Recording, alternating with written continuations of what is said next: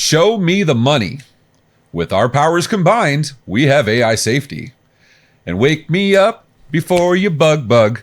These stories and much more on today's episode of MSP Dispatch.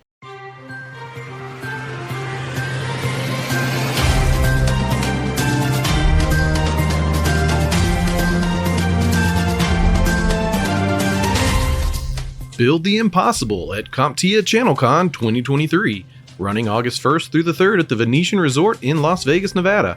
Join other technology innovators and peers to solve problems and create new opportunities in 3 days of learning, collaboration, and transforming your business and career. Speakers include Eric Anthony, Aaron Chernin, Vince Chrysler, Bob Coppage, and ChannelCon's 2023 keynote speaker, Mick Ebeling. Be inspired, build the impossible. This $1,200 value is yours at no cost when you register with promo code SBOIT23 or scan the QR code on your screen. Good morning and welcome to the July 28th episode of MSP Dispatch, your source for news, community events, and commentary in the MSP channel. I'm Ray Orsini, joined as always by my co-host, Mr. Tony Francisco. How you doing, Tony? I am excellent. Eyebrows on fleek. Just got a haircut. Jumping into ChannelCon next week. How amazing that! I am so excited. Oh my gosh, I get to see my tribe. Like, these are people, and also drinking buddies, and also people that we commiserate with, and also people that we evolve ideas with, and also people that we look at saying, are you crazy? How are you doing it? Why are you doing it? Oh, that makes sense.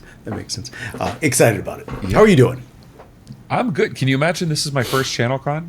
I semi-famously last year, actually going to the airport at 3 a.m, I fell down the stairs in my house because I was trying to Hercules take my luggage and everything in one shot. And was that a year ago? Roly-poly tumble, and my knee was fucked up. So. Oh my gosh! Well, we got Dolphins out early. Yeah. Got to get it out of the way. But was that really a year ago? It was a year ago. It was a year ago. Crazy how it is.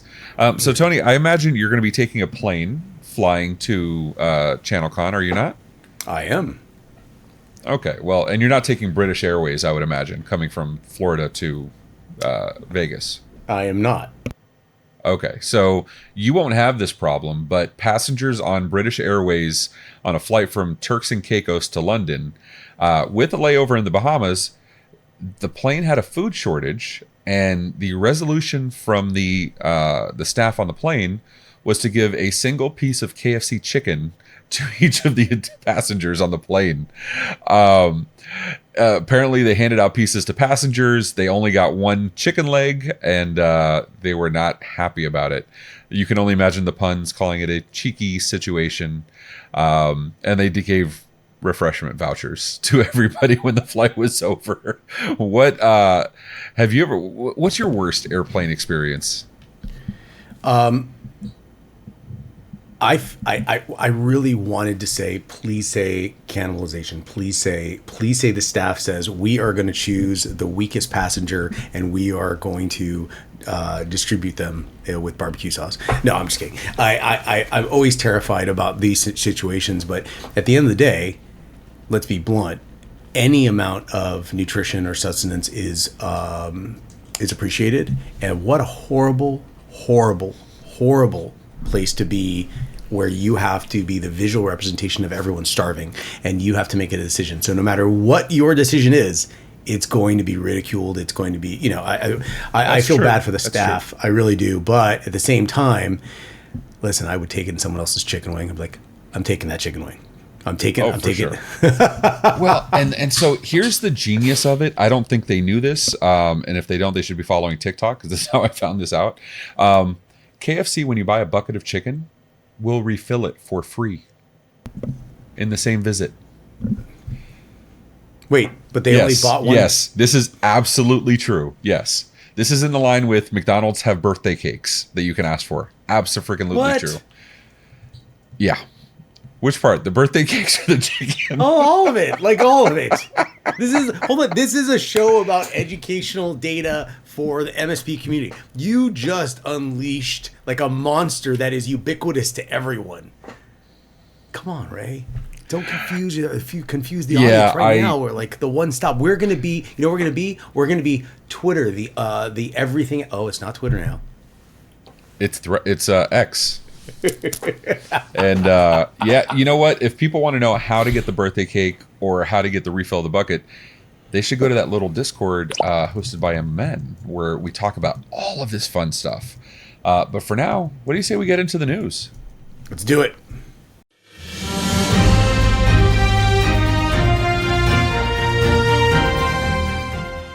And in my first story from prnewswire.com, IBM Security's 2023 Cost of a Data Breach report shows the average global cost of a data breach reached a record $4.45 million, that's US, a 15% increase over 3 years. The rise of detection and escalation costs by 42% indicates more complex breach investigations. Of the surveyed organizations, 95% had multiple breaches, and interestingly, 57% chose to pass incident cost on to consumers. AI and automation greatly reduce the data breach lifecycle and costs, with organizations using these technologies experiencing a lifecycle 108 days shorter than those not using them. Involving law enforcement and ransomware cases have saved victims an average of $470,000. However, only a third of the breaches were self-detected, with attacker disclosed breaching costing almost $1 million more. In light of these findings, IBM suggests investments in AI, automation, and quicker threat detection and response. They're crucial to reducing breach impacts. Other notable findings include higher breach costs in multiple environment attacks and soaring healthcare breach costs. Ray, healthcare, ransomware, and breaches. Oh my! Like we're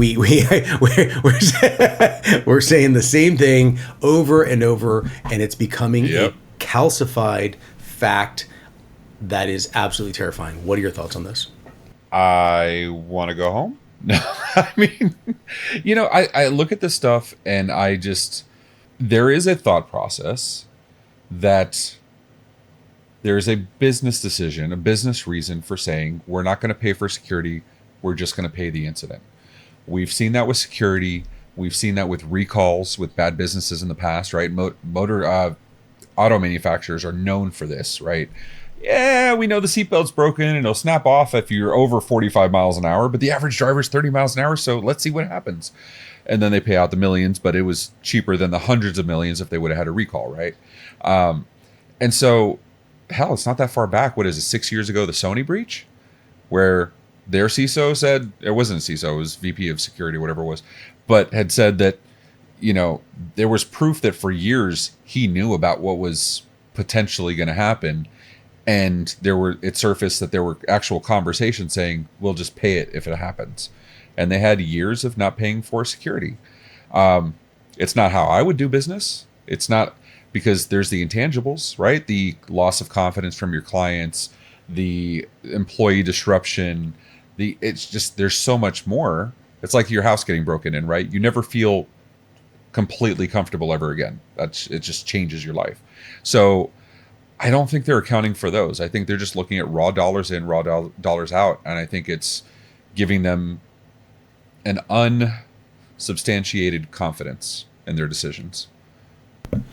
I feel like this is becoming ambient, but it should terrify everyone. However, I love dropping little fact bombs during this amazing podcast that we have here. Fact, every year, 150 people die from a coconut falling on their head in the United States. I want you to process that for a moment. Now, does this mean that everyone should change the way they walk for that? The answer is no. However, if in addition to that factoid, we find a proliferation of coconut trees everywhere, well, then we have to do something about this. And I think that's where we're at.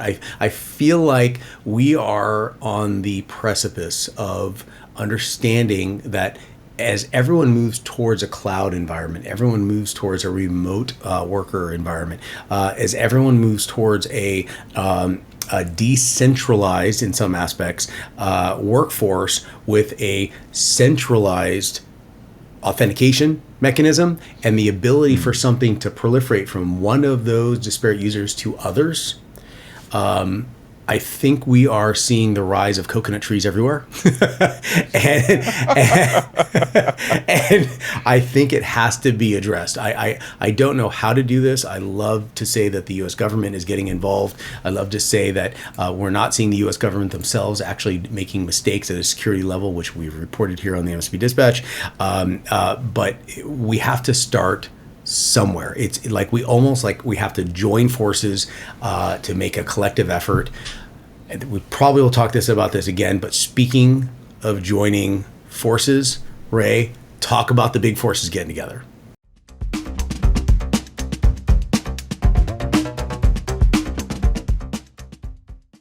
Tony, you're absolutely right. And we have some good news. Google, Microsoft, OpenAI, and a startup are getting together to do a Voltron-esque AI safety forum.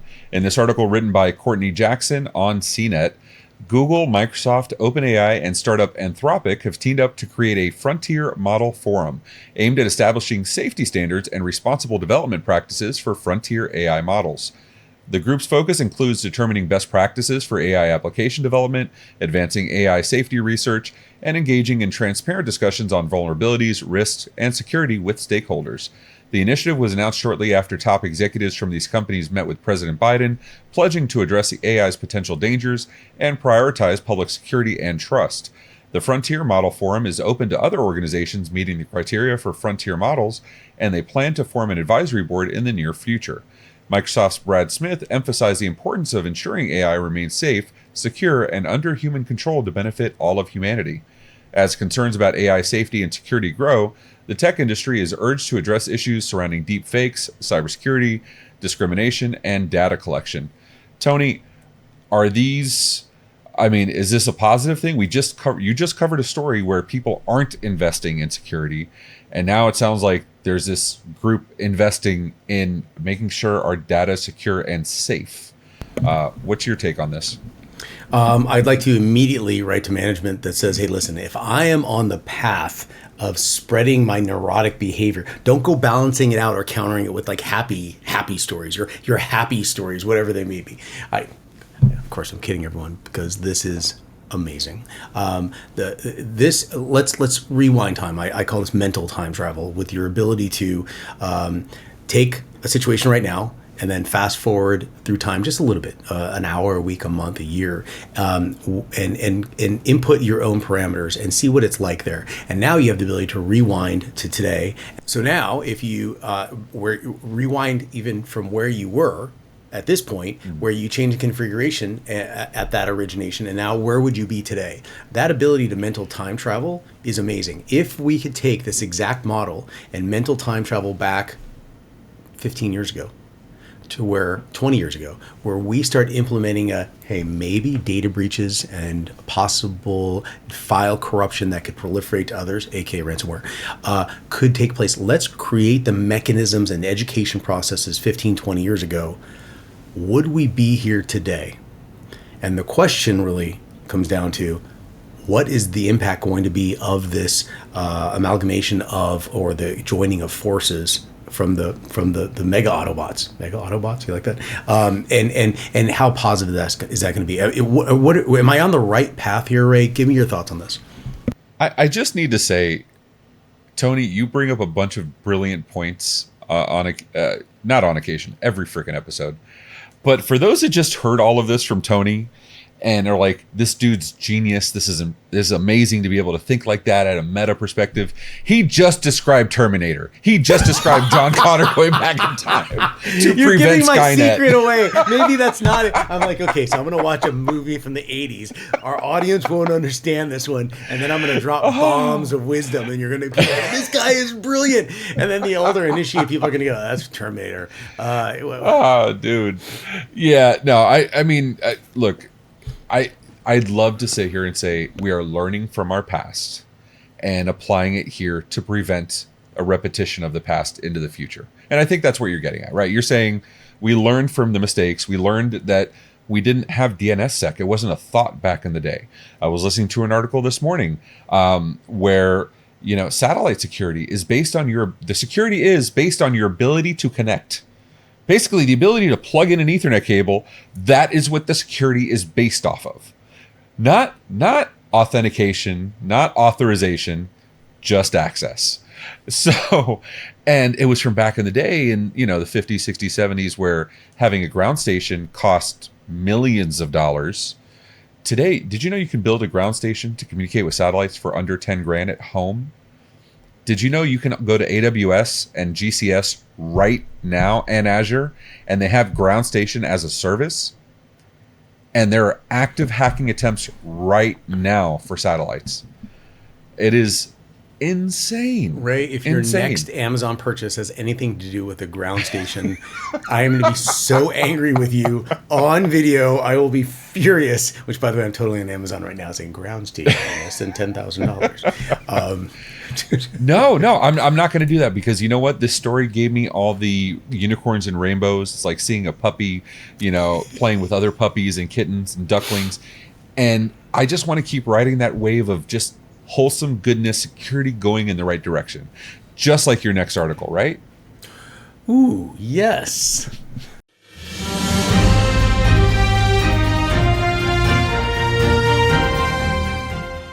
That's right, Ray. In my next story from bleepingcomputer.com, over 900,000 MikroTik router OS routers are at risk due to a severe super admin privilege elevation flaw. That's CVE 2023-30799. The flaw allows attackers with existing admin access to elevate their privileges to super admin, thus enabling them to take complete control of a device.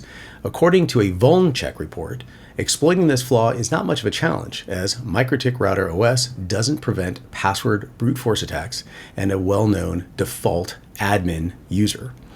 Even though this exploitation requires valid credentials, the lack of basic protection against password guessing makes the routers vulnerable. The flaw was initially disclosed in June 2022 and subsequently fixed by MikroTik in October of 2022 and July 2023. However, the vuln check report found that 474,000 devices are still vulnerable due to remote exposure of the web-based management page. As the flaw can be exploited over Winbox, a MikroTik management client, the total number of vulnerable devices is estimated to be around 926,000. Ray, we just finished talking about Autobots getting together and preventing bad things from happening. But while this small army of big players is getting together to help everyone, a million little players are coming out of complete ignorance and saying, whatever, anyone can do whatever we want here. What am I missing here? Does it matter how many big players get together, or is this going to be something else? I want to be positive. We had a positive second story. You broke my heart on the first story. You're playing with my emotions, bro. And what's killing me here is I want to be positive. I want to see the bright side. I want to be that optimist we all hope to be. And then I remember how many freaking times we covered Fortinet and the XL backdoors, and how many times we've had to tell people MFA.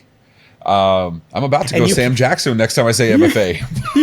But you came up with the term LastPassy. It's very LastPassy. LastPassy. You got too many beans in your MFA and you get LastPassy. Now, and so it kills me because these things should not happen.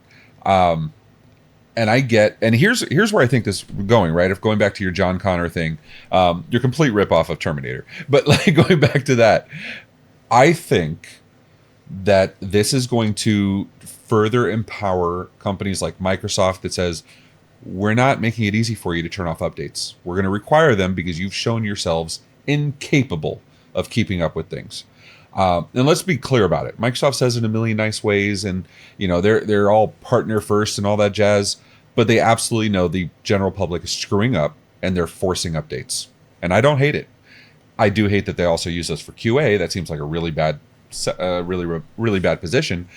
But I could say the same thing about firmware updates on firewalls, on IoT devices, on switches, on everything. And there's a million reasons guys like us, women and men like us, do not have auto update and don't want auto update on enterprise equipment, right? I'm a service provider. I run data centers. I can't have my switches rebooting in the middle of the day. I get it. But at the same time, MikroTik goes to fix this, and how many devices are going to be open? Right? The last time we did this with MikroTik, it took a hacker logging in to devices and forcing updates. And then he left a little note saying, I updated your device. Oh my gosh. Like, well, can we talk about what you said though? Because you've hit on something. Let's address this. You said very clearly that the vendors are seeing what we are capable of and what we're not doing. I'm reaching back here. In the 60s and 70s, do you understand how many people were literally violent over, you can't make me wear a seatbelt? You can't force regulation. Yes. I want lead in my paint in my house. Like there are regulations put in place. Asbestos. It's the asbestos. I want asbestos in my roof. In my and walls. That was brought up during COVID with the masks. I saw now I wasn't watching TV in the 70s because I was born in 79, but I saw the commercials after the fact. Like I saw them on YouTube during COVID with the masks, whereas people were comparing it to that, and it was like, you can't force me to wear a seatbelt. I'll never buy a car with a seatbelt. Right now, my auto drive on my Cadillac doesn't work unless you had the seatbelt on. So, little inside baseball or a little oversharing here. As a big dude, my previous car seatbelt didn't fit, so I just got in the habit of not wearing it. I know I'm an asshole. You can, whatever. You can yell at me on Discord. We'll put the link to Discord below. Just yell at me there. Fine. So when I bought the Cadillac, I didn't even think twice about it. And I started driving, and I'm like, this stupid auto drive, the super drive doesn't work. And there was some other stuff that just would not turn on. And I'm like, they told me the Escalade was going to have problems. They told me it's buggy. It's like a Land Rover. And I'm arguing. And then one day, just out of the blue, I put on my seatbelt. I was telling my son to do it, telling my wife to do it. And I go, and I just did it on autopilot. And I'm like, oh shit, the seatbelt's comfortable. It works. And the auto drive little freaking light came on like, I'm ready. It's like, that's funny.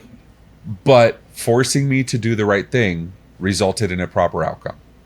That's I don't what I'm hate saying. that. But because let's look at everything we just said. I know we're running out of time, you guys, but from the MSP's perspective, vendors, how dare they do a push update? Let's pause for a moment. The people that are listening to this show, the MSP Dispatch, are looking for more information.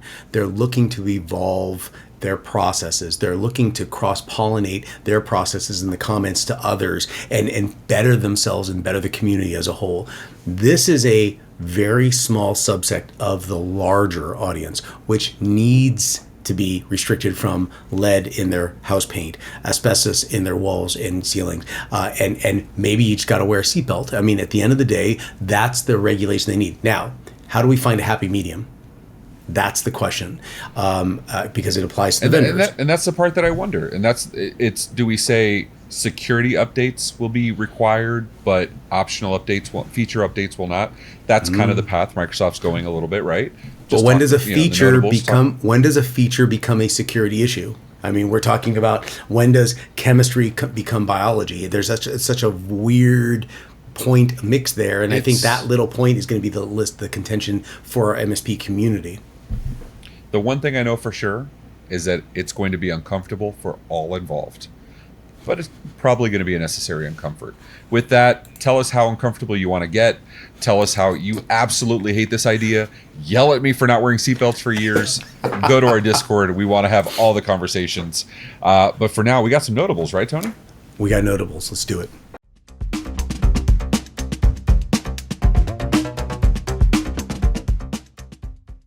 In my first notable mention, Windows 11 KB5028254 update fixes VPN performance issues and 27 other bugs.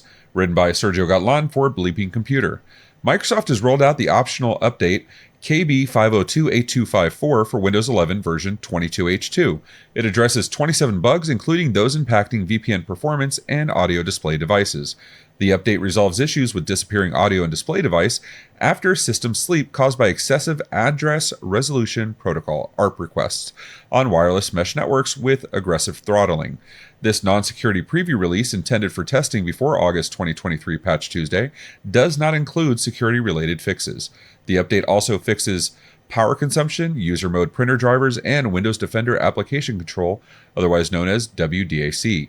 A known issue affecting the release pertains to provisioning on Windows 11 22H2 enterprise systems, for which a temporary fix is available. The link to the article will be in the show notes below.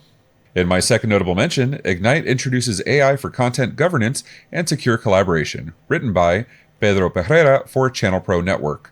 Egnyte, a multi-cloud content security and governance platform, has integrated generative AI models to enhance content governance and collaboration. Users can now search and summarize information within documents and media files without physically moving the content, ensuring compliance with governance policies and data security. The AI-powered help desk, introduced with the release, aids MSPs and IT consultants in providing services to end customers, potentially reducing help desk requests and improving project margins.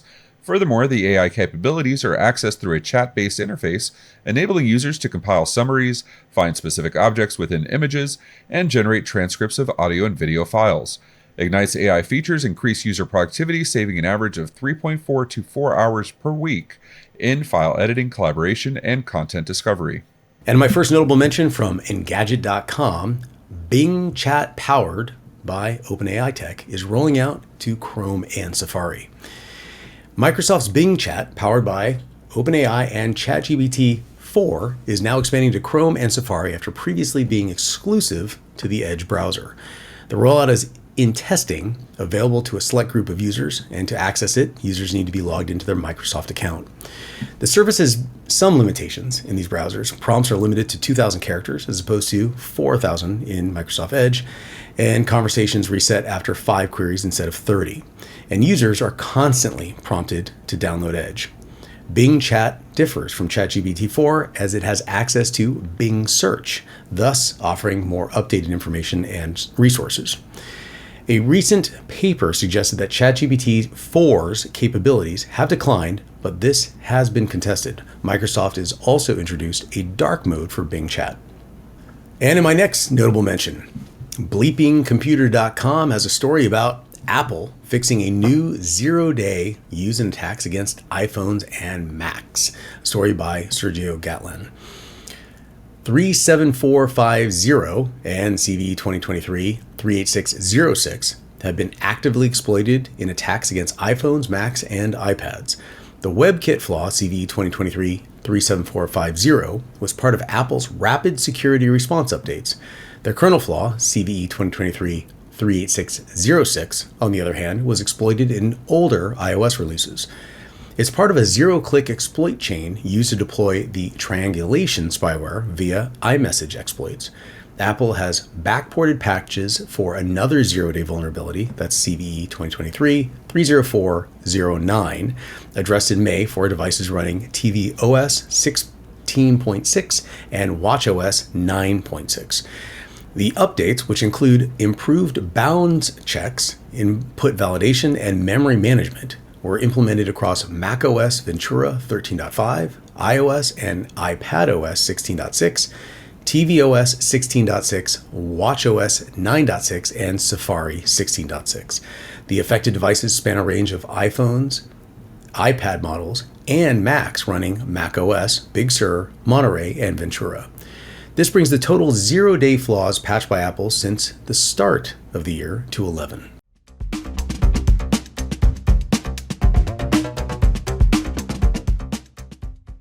What up, y'all? Phil Buck here, and for today's AI Roundup from TechCrunch by Kyle Wiggers. Stability AI releases its latest image-generating model, Stable Diffusion XL 1.0. AI startup Stability AI has launched Stable Diffusion XL 1.0 and its most advanced text-to-image model to date. Available on GitHub, Stability's API, and consumer apps ClipDrop and Dream Studio, the model generates more vibrant and accurate colors, better contrast, shadows, and lighting. It has 3.5 billion parameters and can produce 1 megapixel resolution images in seconds in multiple aspect ratios. Improved over the previous generation, it also includes advanced text generation capabilities, in-painting, out-painting, and image-to-image prompts. However, the open source nature of the model raises ethical concerns over potential misuse by malicious actors, including creating harmful content and non-consensual deepfakes. Stability AI has taken measures to mitigate harmful content generation and continues to improve the safety functionality of Stable Diffusion. The company has also faced criticism for using artwork in its training data without artist consent, but says it respects artists' opt-out request. With the release of Stable Diffusion XL 1.0, the company has also introduced a fine-tuning feature in beta for its API and expanded its collaboration with Amazon's Bedrock platform. And the headline that caught my attention about this with the new release is that this has the ability to generate readable text. I had to go test it out, so I prompted a beautiful cake with icing that reads, "Way to go." And as you can see, I had one success, but the others still leave a lot to be desired. So I always have to check these things out and see how they're working. And that's it for today's AI Roundup. Let's check out some community events. There are plenty of amazing upcoming events taking place across the community, so let's see what's happening this week. On August 1st through the 3rd, an in-person event, ChannelCon 2023 in Las Vegas, Nevada. And also on the 3rd, another in-person event, Kaseya Datto Connect Local in Doral, Florida. Also on the 3rd, another in-person event, Kaseya Datto Connect Local in Christchurch, New Zealand. And on the 5th through the 10th, an in-person event, Black Hat USA in Las Vegas, Nevada. And coming from the MSP Media Network this week, we have on Sunday, July 30th at 7 p.m. Eastern Time, MSP Community Live is back for Episode 5. And on the 1st at 7 p.m. Eastern Time, Wins and Losses, Episode 3. Also coming on August 4th at 5 p.m. Eastern Time, 38 at 38, Episode 15 with Kyle Spooner of Intellicom Technologies. And as always on Tuesdays and Fridays at 10 a.m. Eastern Time, MSP Dispatch presented by the MSP Media Network.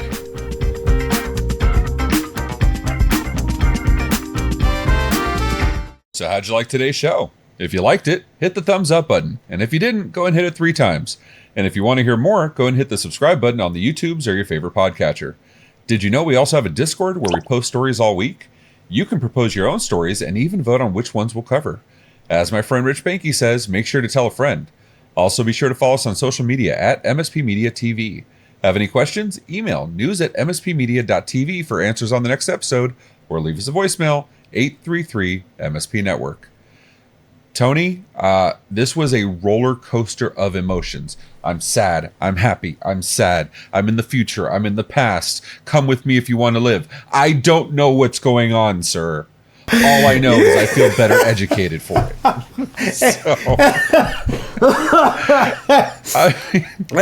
But I appreciate it, though. I appreciate it.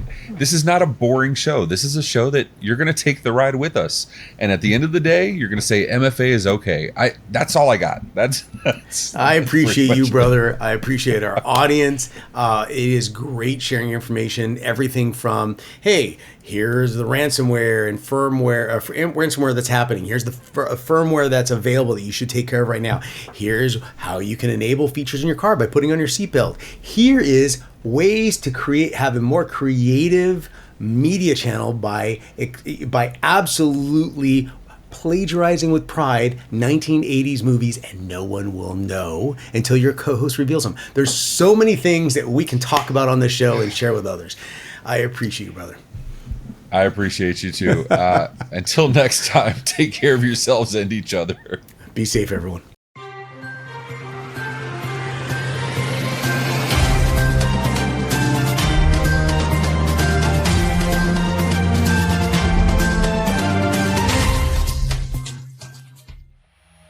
This has been a broadcast of the MSP Media Network.